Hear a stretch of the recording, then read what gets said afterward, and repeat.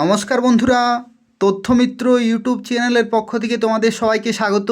আজকে এই ভিডিওতে আমরা আলোচনা করব ত্রিপুরার স্পেশাল এক্সিকিউটিভ নিয়োগ সংক্রান্ত আরও একটি নতুন খবর সম্পর্কে। এবং দেখো, এখানে বলা হচ্ছে নিয়োগের দাবিতে মুখ্যমন্ত্রীর বাসভবনের সামনে বিক্ষোভ। অর্থাৎ মুখ্যমন্ত্রী ডক্টর মানিক সাহার বাসভবনে বিক্ষোভ দেখানো হয়েছে, যাতে ত্রিপুরাতে খুব শীঘ্রই স্পেশাল এক্সিকিউটিভ নিয়োগ করা হয় তার জন্য। দেখো, এই যে খবরটি, এই খবর সম্পর্কে পুরো ডিটেলে আলোচনা করব। সম্পূর্ণভাবে ভিডিওটি দেখতে থাকো এবং আগামী দিনে স্পেশাল এক্সিকিউটিভ সংক্রান্ত এবং ত্রিপুরার বিভিন্ন চাকরির খবরগুলি পেতে হলে তথ্যমিত্র চ্যানেলটি তোমরা প্রত্যেকেই সাবস্ক্রাইব করে রাখো। তো দেখো, ত্রিপুরা পুলিশের স্পেশাল এক্সিকিউটিভ পদে নিয়োগ প্রক্রিয়া অবিলম্বে সম্পন্ন করার দাবিতে মঙ্গলবার আগরতলায় মুখ্যমন্ত্রীর বাসভবনের সামনে বিক্ষোভ ও ধর্না কর্মসূচিতে সামিল হলেন চাকরি প্রার্থী যুবক যুবতীরা।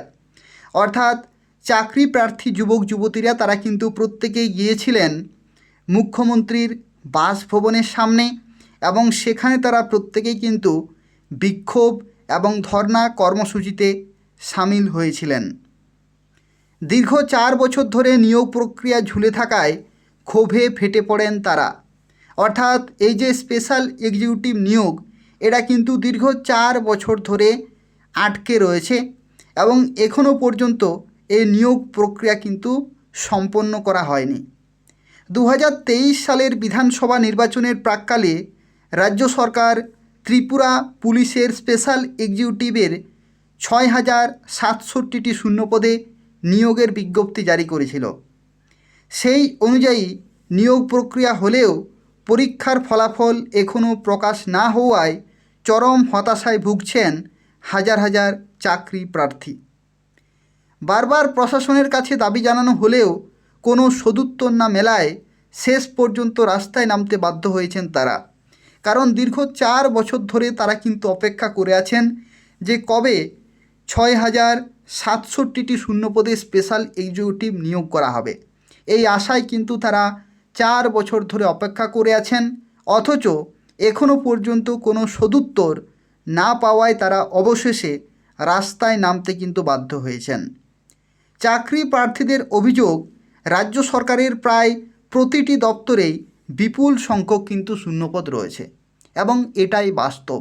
এটা সত্যি ঘটনা যে ত্রিপুরাতে শিক্ষা দপ্তর, স্বাস্থ্য দপ্তর এবং বিভিন্ন দপ্তরে কিন্তু বহু শূন্যপদ রয়েছে এবং মাঝে মধ্যে সীমিত সংখ্যক নিয়োগ হলেও তা চাহিদার তুলনায় কিন্তু অপ্রতুল। অর্থাৎ ত্রিপুরাতে নিয়োগ করা হয় কিন্তু কয়েকটি শূন্যপদে, অথচ ত্রিপুরাতে বিভিন্ন ডিপার্টমেন্টে হাজার হাজার ভ্যাকেন্সি রয়েছে। হাজার হাজার শূন্যপদ থাকা সত্ত্বেও হাতে গোনা কয়েকটি শূন্যপদে কিন্তু নিয়োগ করা হয় এবং এর ফলে একদিকে যেমন প্রশাসনিক কাজকর্ম ব্যাহত হচ্ছে, অন্যদিকে রাজ্যের যোগ্য বেকার যুবক যুবতীরা চরম অনিশ্চয়তার মধ্যে কিন্তু দিন কাটাচ্ছেন। সরকারি বিজ্ঞপ্তি অনুযায়ী পরীক্ষায় অংশ নিয়েও দীর্ঘদিন ফলাফল না পাওয়ায় হতাশা ও ক্ষোভ ক্রমশ বাড়ছে। মঙ্গলবার মুখ্যমন্ত্রীর বাসভবনের সামনে শান্তিপূর্ণভাবে বিক্ষোভ শুরু করলেও কিছু সময়ের মধ্যেই পুলিশ পরিস্থিতি আন্দোলনকারীদের সেখান থেকে তুলে নিয়ে আসে। অভিযোগ, চাকরি প্রার্থীদের জোরপূর্বক আটক করে এডিনগর পুলিশ মাঠে নিয়ে যাওয়া হয়।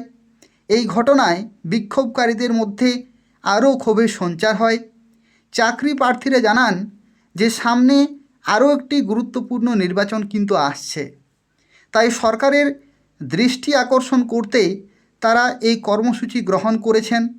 তাদের স্পষ্ট দাবি যে অবিলম্বে স্পেশাল এক্সিকিউটিভ পদের কিন্তু নিয়োগ প্রক্রিয়া সম্পন্ন করতে হবে, অন্যথায় আগামী দিনে আরও বৃহত্তর আন্দোলনের পথে হাঁটার হুঁশিয়ারি দেন তারা। বিভিন্ন মহলের মতে 2023 সালে নির্বাচনের সময় ভোট বৈতরণী পার হওয়ার উদ্দেশ্যের নিয়োগের প্রতিশ্রুতি দেওয়া হয়েছিল। বর্তমানে ডবল ইঞ্জিনের সরকার থাকা সত্ত্বেও বেকার যুবক যুবতীদের সঙ্গে প্রতারণা করা হচ্ছে বলেও অভিযোগ উঠছে।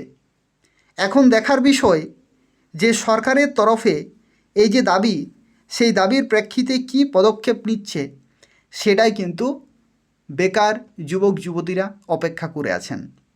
কারণ এই যে 4 বছর ধরে ঝুলে আছে একটি নিয়োগ, এবং যে নিয়োগের শূন্যপদ কিন্তু অনেক বেশি, 6,067 জন প্রার্থী অর্থাৎ যুবক যুবতীরা তারা কিন্তু চাকরি পাবেন, এবং সেই চাকরি কবে তাদেরকে দেয়া হবে তার জন্য তারা কিন্তু অপেক্ষা করে আছেন।